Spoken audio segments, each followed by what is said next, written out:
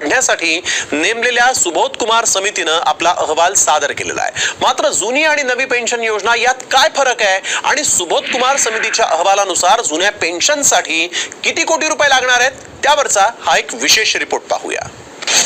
विधानसभेपूर्वी नोकरदारांना खुशखबर,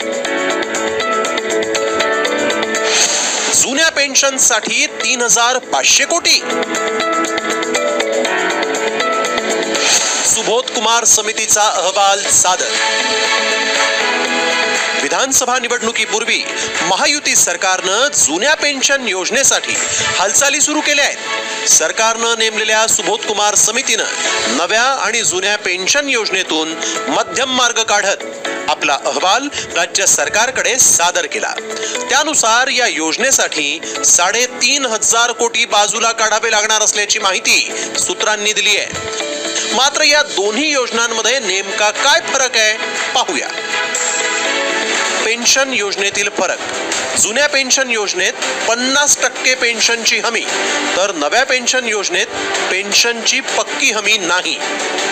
जुन्या पेन्शन योजनेत कर्मचाऱ्यांच्या पत्नी किंवा पतीला पेन्शन, तर नव्या पेन्शन योजनेत तफावत।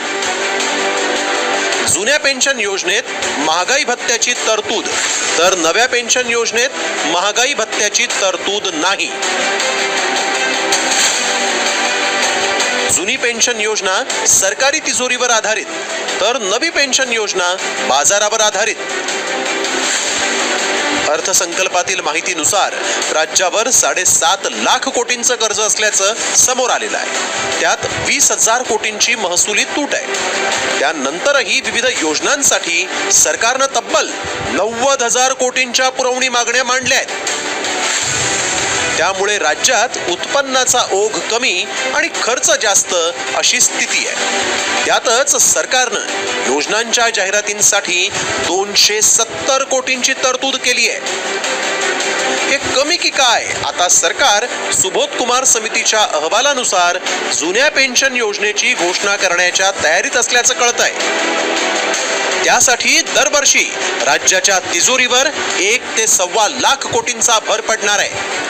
त्यामुळे सरकार हे पैसे आणणार कुठून असा सवाल आता उपस्थित केला जातोय। Bureau report.